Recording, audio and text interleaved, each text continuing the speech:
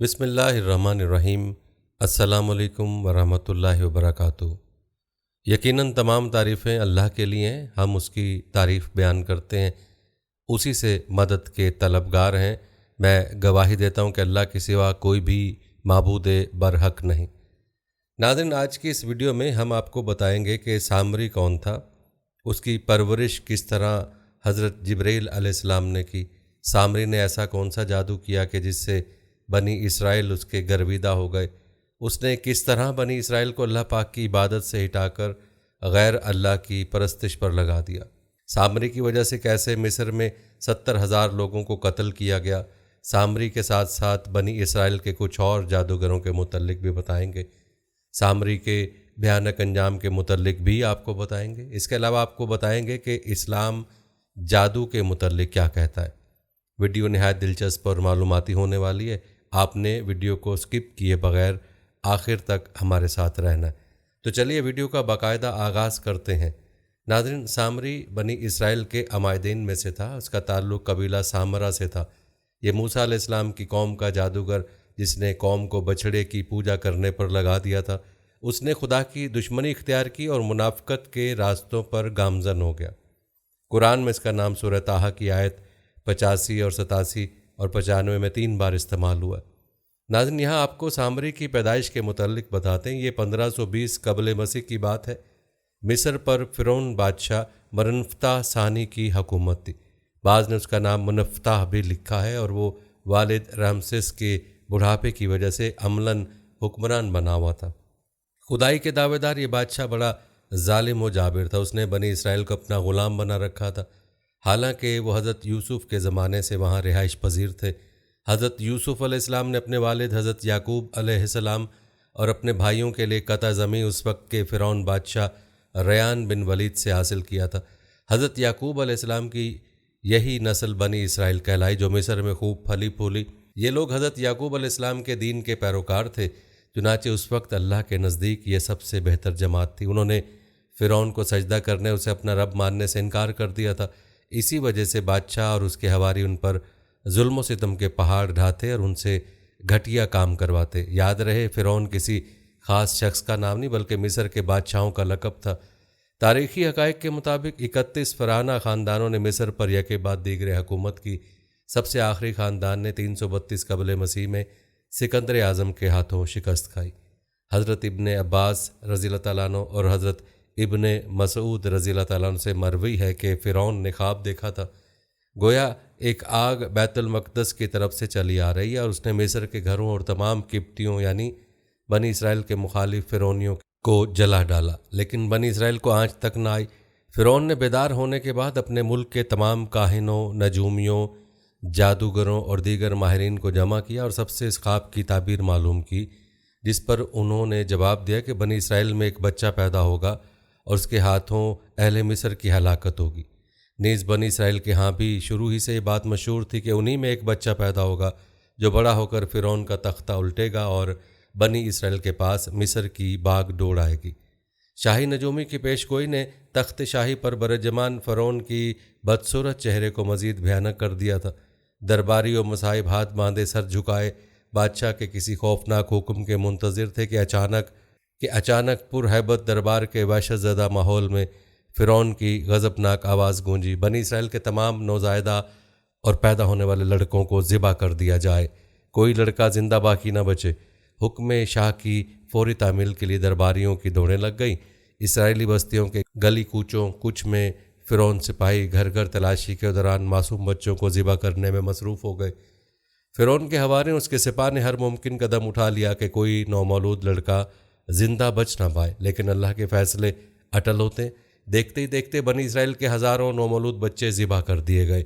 پھر ایک وقت وہ آیا کہ جب قبطی سرداروں نے فرعون سے کہا کہ اگر بنی اسرائیل کے لڑکوں کا اسی طرح قتل عام ہوتا رہا تو ہمیں آئندہ خدمت گار ملنا مشکل ہو جائیں گے، اور پھر ہماری یہ کمتر، گھٹیا اور غلیظ کام کون کرے گا؟ اس پر فرعون نے حکم جاری کیا کہ 1 سال چھوڑ کر بچے قتل کیے جائیں۔ یہی وہ وقت ہے جب بنی اسرائیل کی بستی میں 2 بچے پیدا ہوئے۔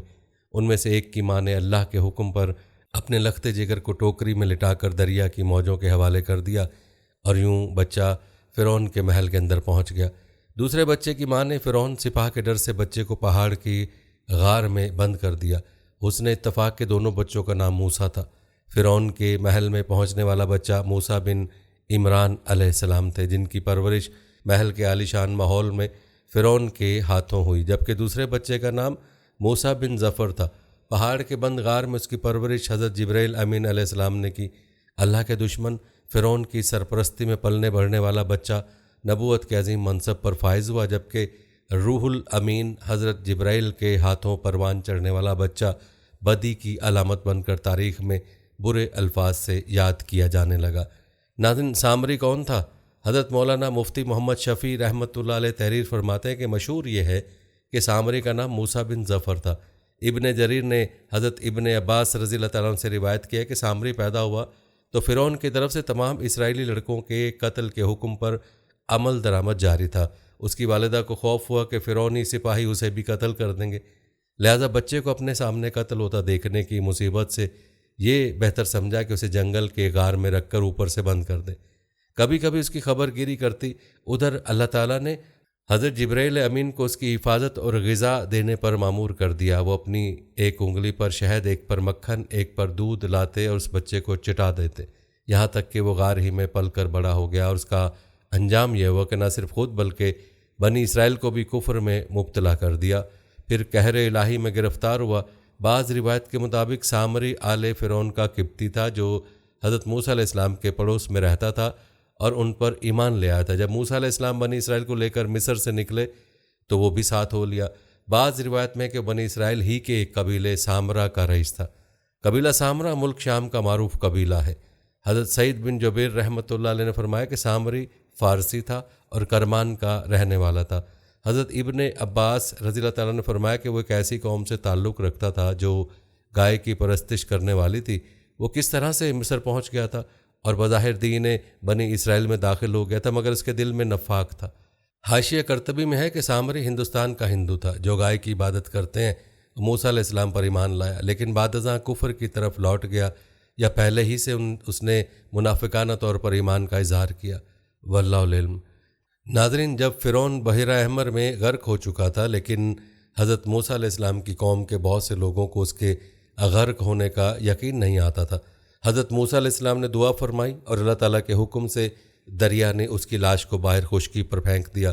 سورہ یونس آیت نمبر 92 میں ارشاد باری تعالیٰ ہے، آج ہم تیری لاش کو پانی سے نکال لیں گے تاکہ تو ان کے لیے نشان عبرت ہو جو تیرے بعد ہے، اور بہت سے لوگ ہماری نشانیوں سے بے خبر ہیں۔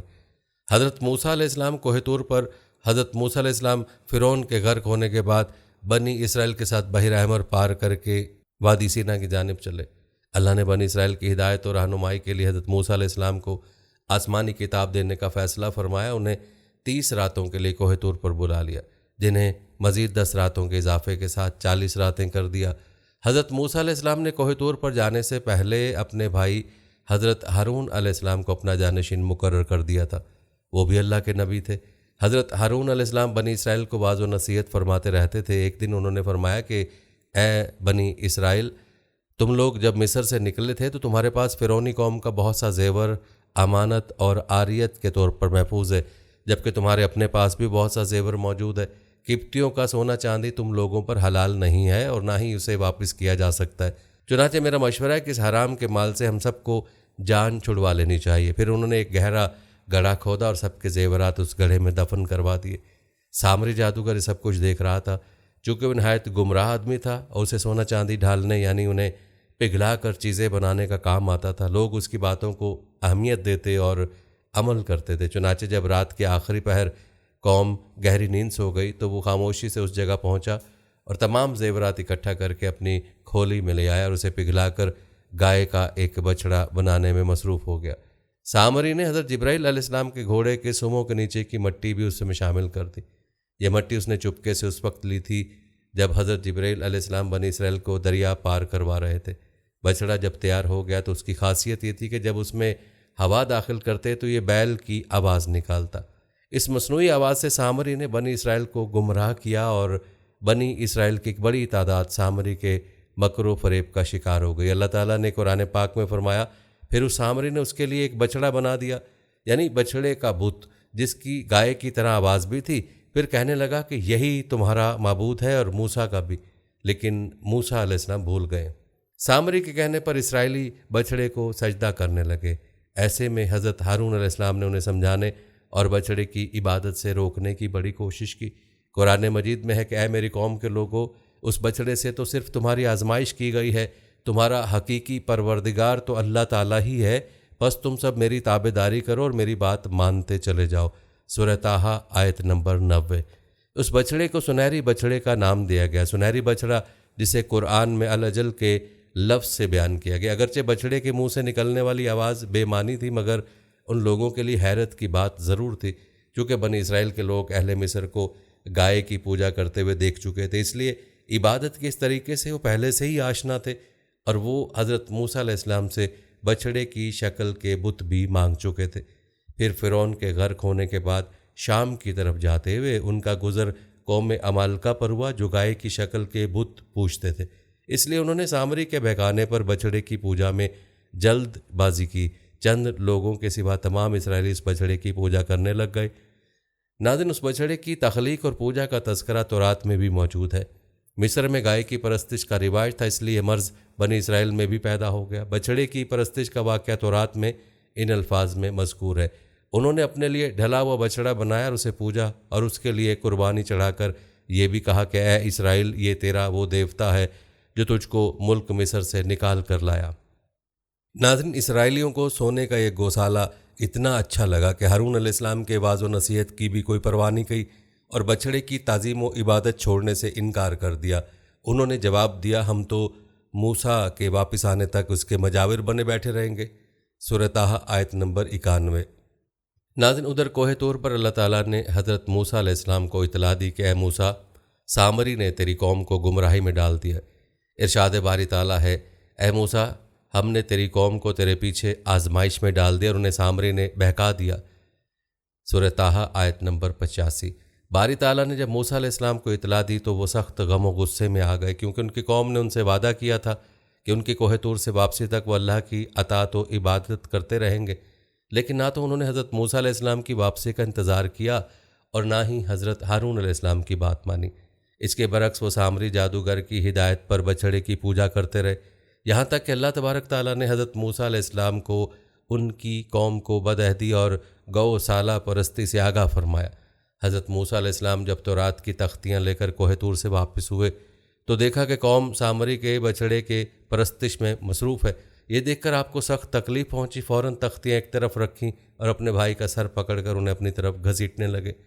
حضرت ہارون علیہ السلام نے کہا، اے میرے ماں جائے، ان لوگوں نے مجھے بے حقیقت سمجھا اور قریب تھا کہ مجھے قتل کر ڈالتے، تو تم مجھ پر دشمنوں کو مت ہنساؤ۔ سورہ اعراف۔ حضرت موسیٰ علیہ السلام نے اپنے بھائی سے فرمایا، اے ہارون، انہیں گمراہ ہوتا ہوا دیکھتے ہوئے تمہیں کس چیز نے میرے پاس آنے سے روکے رکھا؟ کیا تو بھی نافرمان بن بیٹھا؟ سورہ طٰہٰ آیت نمبر 92 اور 93۔ اس وقت حضرت موسیٰ علیہ السلام نے نہایت غصے کی حالت میں اپنے بھائی کی داڑھی اور سر پکڑ کر جھنجھوڑا اور پوچھا، جس پر حضرت ہارون علیہ السلام نے انہیں اتنا سخت رویہ اپنانے سے روکا۔ ارشاد باری تعالیٰ ہے، جس کا ترجمہ ہے، ہارون نے کہا، اے میری ماں جائے بھائی، میری داڑھی نہ پکڑ اور سر کے بال نہ کھینچ، مجھے تو صرف یہ خیال دامن گیر ہوا کہ کہیں آپ یہ نہ فرمائیں کہ تو نے تو بنی اسرائیل میں تفرقہ ڈال دیا اور میری بات کا انتظار نہ کیا۔ حضرت ہارون علیہ السلام نے کہا کہ قوم میری کسی بات کو نہیں مانتی تھی اور مجھے یہ خیال گزرا ہے کہ اگر میں چلا گیا تو آپ علیہ السلام کہیں گے کہ آپ مجھے اپنا نائب بنا کر گئے تھے، تو میں قوم کو چھوڑ کر آپ کے پاس کیوں چلا آیا؟ موسیٰ علیہ السلام واپس آتے ہی قوم سے کہنے لگے، دیکھو، اللہ تعالیٰ نے تم سے تمام نیک وعدے کیے تھے، تمہارے ساتھ بڑے بڑے سلوک و انعام، لیکن ذرا سے وقفے میں تم اللہ تعالیٰ کی نعمتوں کو بھلا بیٹھے، بلکہ تم نے وہ حرکت کی جس سے اللہ کا غضب تم پر اتر پڑا۔ تم نے مجھ سے جو وعدہ کیا تھا اس کا مطلق لحاظ نہ رکھا۔ اب اسرائیل معذرت کرنے لگے کہ ہم نے یہ کام اپنے اختیار سے نہیں کیا۔ بات یہ ہے کہ جو زیور فرعونیوں کے ہمارے پاس مستعلا ہوئے تھے، ہم نے بہتر یہی سمجھا کہ انہیں پھینک دے، چنانچہ ہم سب کے سب بطور پرہیزگاری کے پھینک دیے۔ ایک روایت میں کہ خود ہارون علیہ السلام نے گڑھا کھود کر اس میں آگ جلا کر ان سے فرمایا کہ وہ سب زیور اس میں ڈال دیں۔ ابن عباس رضی اللہ تعالیٰ عنہ کا بیان ہے کہ ہارون علیہ السلام کا ارادہ یہ تھا کہ سب زیور ایک ہو جائیں اور پگھل کر ایک ڈلا بن جائے، پھر جب موسیٰ علیہ السلام آ جائیں جیسا وہ فرمائیں ویسے کیا جائے۔ سامری نے اس میں وہ مٹی ڈال دی جو اس نے اللہ کے قاصد کے نشان سے لی تھی، اور ہارون علیہ السلام سے کہا آئیے اللہ تعالیٰ سے دعا کیجئے کہ وہ میری خواہش قبول فرما لے۔ آپ کو کیا خبر تھی؟ آپ نے دعا کی، اس نے خواہش یہ کی کہ اس کا ایک بچڑا بن جائے جس میں سے بچڑے کی سی آواز بھی نکلے، چنانچہ وہ بن گیا اور بنی اسرائیل کے فتنے کا باعث ہو گیا۔ بنی اسرائیل بہکاوے میں آ گئے اور اس کی پرستش شروع کر دی، اس کے سامنے سجدے میں گر پڑتے اور دوسری آواز پر سجدے سے سر اٹھاتے۔ یہ گروہ دوسرے مسلمانوں کو بھی بہکانے لگا، دراصل اللہ یہی ہے، موسیٰ بھول کر کہیں اور اس کی جستجو میں چل دیے ہیں، وہ یہ کہنا بھول گئے کہ تمہارا رب یہی ہے۔ یہ لوگ مجاور بن کر اس کے ارد گرد بیٹھ گئے، ان کے دلوں میں اس کی محبت رچ گئی۔ آواز جو نکلتی تھی اس کی وجہ بھی صرف یہ تھی کہ پیچھے کے سوراخ میں سے ہوا گزر کر منہ کے راستے نکلتی تھی، اس کی آواز آتی تھی۔ اس بچڑے کا نام انہوں نے بہموت رکھ چھوڑا تھا۔ بھائی ہارون علیہ السلام سے باز پر اس کے بعد اب باری تھی سامری کی، جو سر جھکائے قریب ہی کھڑا تھا۔ حضرت موسیٰ علیہ السلام سامری کی جانب متوجہ ہوئے اور سخت لہجے میں پوچھا، سامری تیرا کیا معاملہ ہے؟ تو نے قوم کو بت پرستی پر کیوں لگایا؟ اس نے جواب دیا، میں نے ایسی چیز دیکھی جو اوروں میں نہیں دیکھی، تو میں نے فرشتے کے نقش پا سے مٹی کی ایک مٹھی بھر لی، پھر اسے بچڑے کے قالب میں ڈال دیا۔ اس طرح میرے دل نے اس بات کو میرے لیے اچھا سمجھا۔ سورہ طٰہٰ آیت نمبر 95 اور 96 میں حضرت جبریل امین کو دیکھنے کے تعلق سے ایک روایت یہ ہے کہ جس وقت بنی اسرائیل دریا پار کر رہے تھے تو حضرت جبریل امین ان کی مدد کے لیے اپنے گھوڑے پر سوار وہاں موجود تھے۔ دوسری روایت یہ ہے کہ دریا پار ہونے کے بعد حضرت موسیٰ علیہ السلام کوہ طور پر آنے کی دعوت دینے کے لیے حضرت جبریل امین گھوڑے پر سوار ہو کر تشریف لائے تھے۔ ایک روایت حضرت ابن عباس بیان فرماتے ہیں کہ سامری کی پرورش خود حضرت جبریل امین کے ذریعے ہوئی تھی، جس وقت اس کی ماں نے اسے غار میں بند کر دیا تھا۔ حضرت جبریل امین روزانہ اسے غذا دینے آتے تھے، وہ ان سے مانوس تھا اور انہیں پہچانتا تھا، جبکہ دوسرے لوگ نہیں پہچانتے تھے۔ سامری کے دل میں شیطان نے یہ بات ڈالی کہ حضرت جبریل امین کے گھوڑے کے قدم جس جگہ پڑتے ہیں وہاں کی مٹی میں حیات و زندگی کے خاص اثرات ہوتے ہیں، یہ مٹی اٹھا لی جائے۔ چنانچہ سامری نے وہ مٹی اٹھا لی۔ یہاں اس بات کا بھی تذکرہ ملتا ہے کہ سامری نے حضرت ہارون علیہ السلام سے بھی دعا کروائی تھی کہ میں اپنے ہاتھ میں جو کچھ ہے وہ اس میں ڈالتا ہوں، شرط یہ ہے کہ آپ یہ دعا کر دیں کہ جو میں چاہتا ہوں وہ ہو جائے۔ حضرت ہارون علیہ السلام اس کے نفاق اور گو سالہ پرستی سے واقف نہ تھے، لہٰذا دعا کروا دی۔ اس نے وہ نشان قدم کی خاک اس میں ڈال دی تو حضرت ہارون علیہ السلام کی دعا سے اس میں حیات کے آثار پیدا ہو گئے۔ قصص الانبیاء مفتی محمد شفیع لکھتے ہیں، حضرت موسیٰ علیہ السلام نے سامری کے لیے جو سزا تجویز کی اسے قرآن کریم نے یوں بیان فرمایا، جس کا ترجمہ ہے، کہا اچھا جا، دنیا کی زندگی میں تیری سزا یہی ہے کہ تو کہتا رہے کہ مجھے نہ چھونا، اور ایک اور بھی وعدہ تیرے ساتھ ہے جو تجھ سے ہرگز نہ ٹلے گا، اور اب تو اپنے اس معبود کو بھی دیکھ لینا جس کا تو اعتکاف کیے ہوئے تھا، ہم اسے جلا کر ریزہ ریزہ کر کے دریا میں اڑا دیں گے۔ سورہ طٰہٰ آیت نمبر 97۔ اور پھر ایسا ہی ہوا، وہ ایسی خطرناک بیماری میں مبتلا ہو گیا کہ ساری عمر یہی کہتا رہا کہ مجھ سے دور رہو، مجھے نہ چھونا، اس لیے کہ اسے چھوتے ہی چھونے والا اور سامری دونوں شدید بخار میں مبتلا ہو جاتے، اس لیے جب وہ کسی انسان کو دیکھتا تو فوراً چیخ اٹھتا لا مساس۔ پھر وہ انسانوں کی بستی سے نکل کر جنگل میں چلا گیا، جہاں اس نے جانوروں کے ساتھ حیوانوں کی طرح زندگی گزاری اور یوں عبرت کا نمونہ بنا رہا۔ گویا دنیا میں لوگوں کو گمراہ کرنے کے لیے جو شخص جتنا زیادہ مکر و فریب، جھوٹ، فراڈ اختیار کرے گا، دنیا و آخرت میں اس کی سزا بھی اسی حساب سے شدید تر اور نہایت عبرتناک ہوگی۔ بنی اسرائیل کی دوسری حماقت دیکھی کہ چھوٹے سے گناہ سے بچنے کے لیے بڑا گناہ کر لیا۔ پھر موسیٰ علیہ السلام کے سمجھانے سے ہوش آیا اور نادم ہوئے اور اپنی گمراہی کا یقین کر کے توبہ استغفار کرنے لگے۔ موسیٰ علیہ السلام سے دریافت کیا کہ ہماری توبہ کیسے قبول ہوگی؟ حکم ہوا کہ آپس میں ایک دوسرے کو قتل کر دو۔ موسیٰ علیہ السلام نے انہیں حکم الہی سنایا اور جن جن لوگوں نے بچڑا پوجا تھا انہیں بٹھا دیا اور دوسرے لوگوں کھڑے رہ گئے اور قتل کرنا شروع کیا۔ قدرتی طور پر اندھیرا چھایا ہوا تھا، جب اندھیرا ہٹا تو انہیں روک دیا گیا۔ شمار کرنے پر معلوم ہوا کہ 70,000 آدمی قتل ہو چکے ہیں اور ساری قوم کی توبہ قبول ہو گئی۔ یہ ایک سخت فرمان تھا جس کی ان لوگوں نے تعمیل کی اور اپنوں اور غیروں کو یکساں تہ و تیگ کیا، یہاں تک کہ رحمت الہی نے انہیں بخشا اور موسیٰ علیہ السلام نے فرمایا کہ اب بس کرو۔ مقتول کو شہید کا اجر دیا، قاتل کی اور باقی ماندہ تمام لوگوں کی توبہ قبول فرمائی اور انہیں جہاد کا ثواب بھی ملا۔ ناظرین، یہاں آپ کو ایک اور اختلاف رائے کے متعلق بتاتے چلیں کہ کچھ کے نزدیک سامری نام ہے اور کچھ کے نزدیک یہ قومیت ہے۔ تفسیر ماجدی میں مولانا عبد الماجد دریابادی تحریر کرتے ہیں کہ بعض محققین کے نزدیک السامرہ بنی اسرائیل کے قبائل میں سے قبیلہ تھا اور سامری کا تعلق اس قبیلے سے تھا۔ مولانا ابوالکلام آزاد ترجمہ القرآن میں لکھتے ہیں کہ قیاس یہ کہتا ہے کہ سامری سے مراد سمیری قوم کا ایک فرد ہے، اور سمیری کا عربی میں قدیم نام سامری تھا۔ سمیری قبائل کا اصل وطن عراق تھا، مگر یہ لوگ دور دور تک پھیل گئے تھے۔ مصر سے ان کے تعلقات 1000 سال قبل مسیح سے تھے۔ معلوم یہ ہوتا ہے کہ اس قوم کا ایک فرد بنی اسرائیل میں مقیم تھا۔ خود قرآن نے بھی اسے السامری کے نام سے پکارا، جس سے صاف پتہ چلتا ہے کہ یہ نام نہیں، قومیت کی جانب اشارہ ہے، یعنی وہ شخص اسرائیلی نہیں بلکہ سامری تھا، لیکن بنی اسرائیل کے ساتھ مصر سے نکل آیا۔ ناظرین، حضرت موسیٰ علیہ السلام کے دور میں سامری کے علاوہ اور جادوگروں کا بھی تذکرہ ملتا ہے، جس سے اندازہ لگایا جا سکتا ہے کہ بنی اسرائیل جادو میں مہارت رکھتے تھے۔ فرعون کے جادوگر بھی تاریخ میں بہت مشہور ہیں، جنہیں وہ حضرت موسیٰ کے مقابلے میں لے کر آیا۔ جب ان جادوگروں نے حضرت موسیٰ علیہ السلام کے معجزے کو دیکھا تو سجدے میں گر گئے اور ایمان لانے کا اعلان کر دیا۔ فرعون نے ان کے ہاتھ اور پاؤں مختلف سمتوں، یعنی دایاں ہاتھ اور بایاں پاؤں یا دایاں پاؤں اور بایاں ہاتھ کٹوائے اور درختوں پر سولی چڑھا دیا۔ حضرت موسیٰ علیہ السلام کو عصا اور ید بیضا کے نشانات معجزہ عطا ہوئے۔ اس زمانے میں مصر سحر اور جادو کا مرکز تھا اور فن سحر شباب پر، اور مصریوں نے تمام دنیا کے مقابلے میں اس کو اوج کمال تک پہنچا دیا تھا۔ فرعون کے درباریوں کی تجویز کے بعد مصر کے مختلف شہروں ماہر جادوگروں کی تلاش شروع کر دی۔ آخر کار ایک مقررہ دن کی میعاد کے مطابق جادوگروں کی ایک جماعت اکٹھی کر لی گئی۔ سورہ شعراء میں ہے۔ جادوگر نے حضرت موسیٰ سے کہا، موسیٰ، آیا آپ پہلے عصا ڈالیں گے یا ہم اپنی لاٹھیاں اور رسیاں پہلے ڈالیں؟ انہوں نے اپنے اس سوال میں اس حسن ادب کو ملحوظ رکھا اور اپنے ذکر سے پہلے حضرت موسیٰ علیہ السلام کا ذکر کیا۔ اسی ادب کی برکت سے اللہ تعالیٰ نے ان کو ایمان لانے کی توفیق دی۔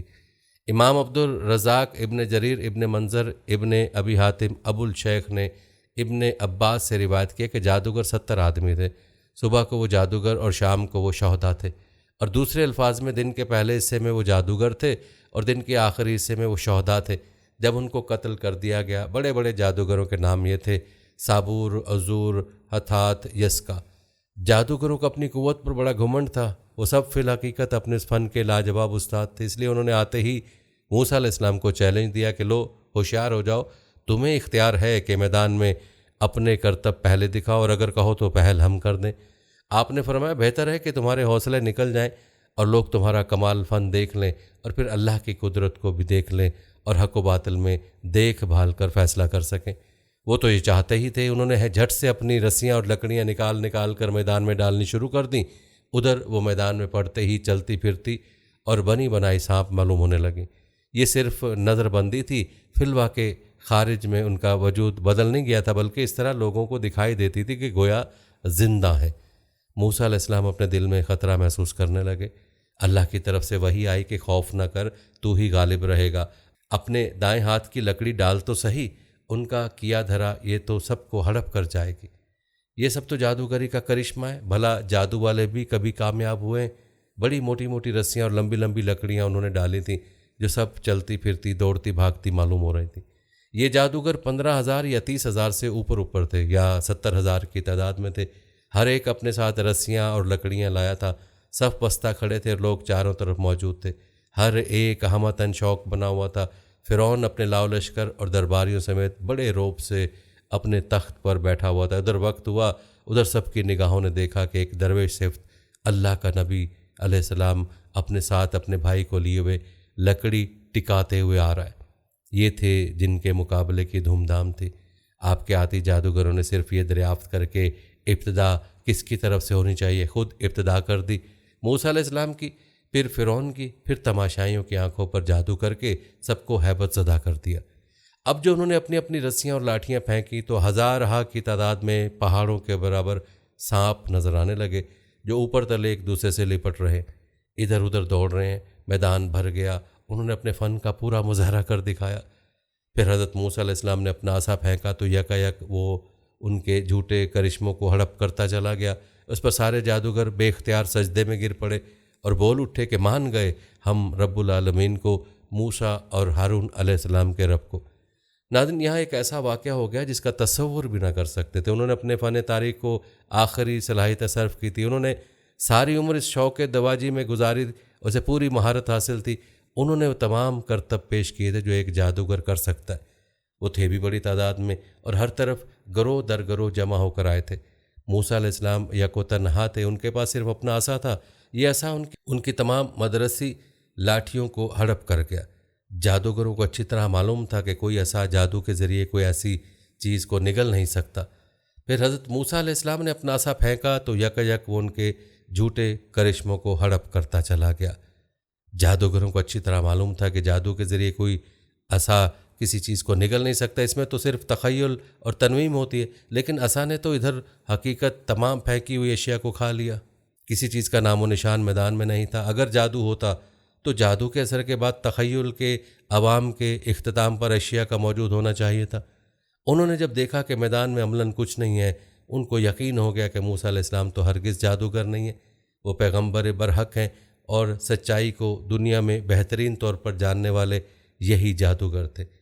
ناظرین، جادو اور عملیات کے ذریعے اپنے اہداف اور کامیابیاں حاصل کے معاملے میں بنی اسرائیل کی قوم ہمیشہ سر فہرست رہی، بلکہ تاریخ میں سب سے زیادہ جادوگر کے ذریعے کام لینے اور اس کی شیطانی طاقتوں پر یقین رکھنے والی یہی قوم ہے۔ یہ قوم جب تک فلسطین میں رہی اس وقت یہ اس راہ سے نا واقف تھی۔ جب حضرت یوسف علیہ السلام مصر کے حکمران بنے تو انہوں نے اپنی قوم کو فلسطین سے مصر بلوا لیا۔ مصر میں رہتے ہوئے جہاں فرعونوں نے ان کو اپنی بلند و بالا عمارات اور اہراموں کی تعمیر میں ان سے بیگار کا کام لیا، ان کو انتہائی ذلیل زندگی گزارنے پر مجبور کیا، وہیں ان پر ظلم و ستم کے پہاڑ بھی توڑے گئے۔ وہاں رہنے کے دوران انہوں نے مصریوں سے دو بہت بڑی برائیاں بھی حاصل کر لی۔ ایک تو ان میں خدائی کا دعویٰ کرنے والے فرعونوں کو دیکھ دیکھ کر انتہائی رونت، تکبر اور غرور پیدا ہو گیا۔ دوسرا، ان کو مصر کے اس زمانے کے انتہائی ماہر جادوگروں سے کالا علم اور جادو سیکھنے کا موقع بھی میسر آ گیا۔ تاریخ کے اس دور میں مصر اس فن میں پوری دنیا میں یکتا تھا۔ سامری جیسے جادوگر جن کا ذکر اور جادو کے کرتب قرآن پاک میں مذکور ہیں، وہ بھی اس وقت مصر میں پائے جاتے تھے۔ قرآن پاک کیونکہ رشد و ہدایت کی کتاب ہے، قصوں کہانیوں کی نہیں، اس لیے اس میں تاریخ کے واقعات کا سرسری سا ذکر صرف عبرت کے لیے ملتا ہے۔ یہاں یہ بات واضح کر دوں کہ بنی اسرائیل کا سب سے خطرناک جادوگر سامری تھا۔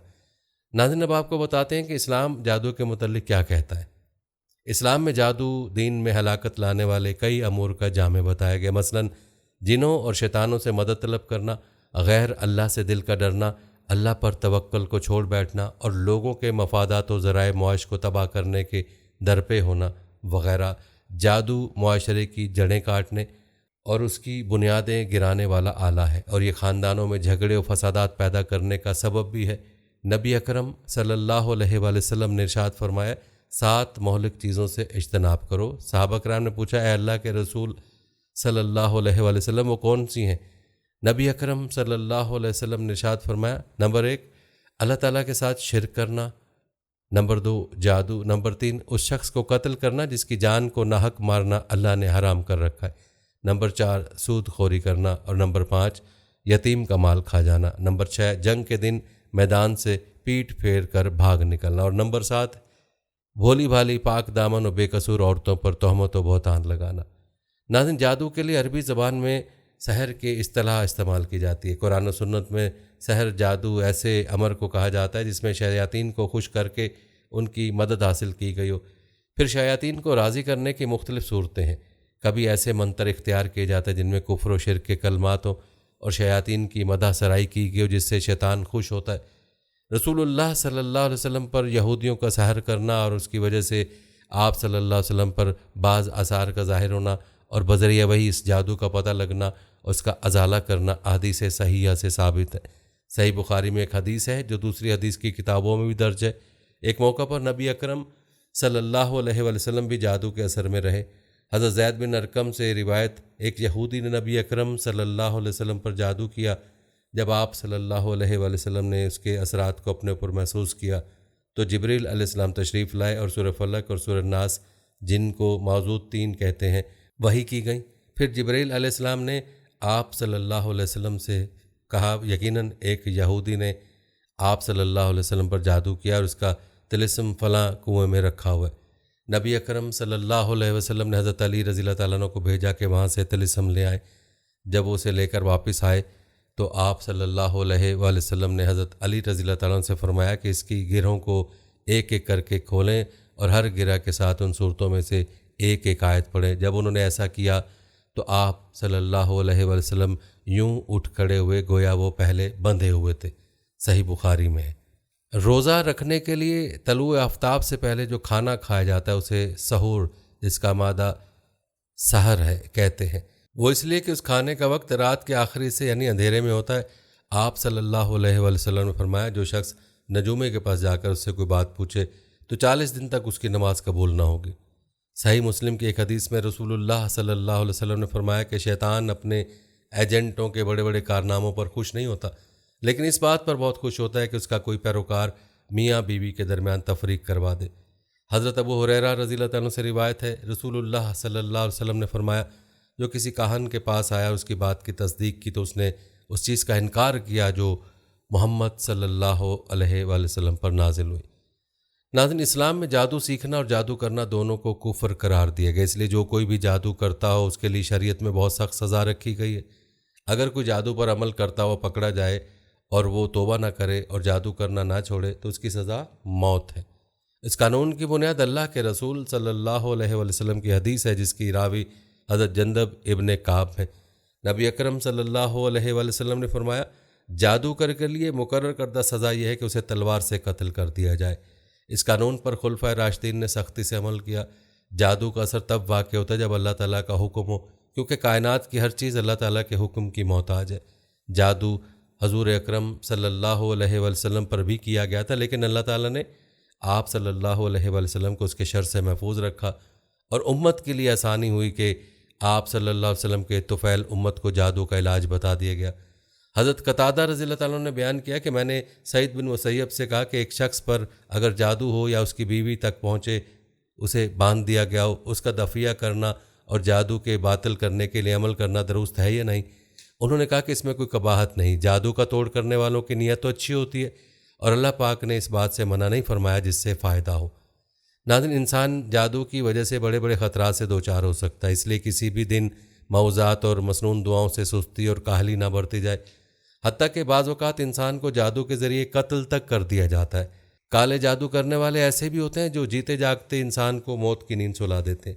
یہ بات یقینی ہے کہ موت کا ایک وقت مقرر ہے اور اسی وقت مقررہ پر ہی آئے گی، لیکن جس طرح ظاہری طور پر انسان کا قتل ہو جانا سبب کا درجہ رکھتا ہے، اسی طرح جادو کے ذریعے بھی سبب کے درجے میں قتل کیا جا سکتا ہے۔ اللہ پاک ہم سب کو اس فتنے سے اور اس کے اثرات سے بچائے، آمین۔ ناظرین، یہ تھی ہماری آج کی ویڈیو۔ ہم امید کرتے ہیں کہ آپ کو ہماری آج کی یہ ویڈیو ضرور پسند آئی ہوگی۔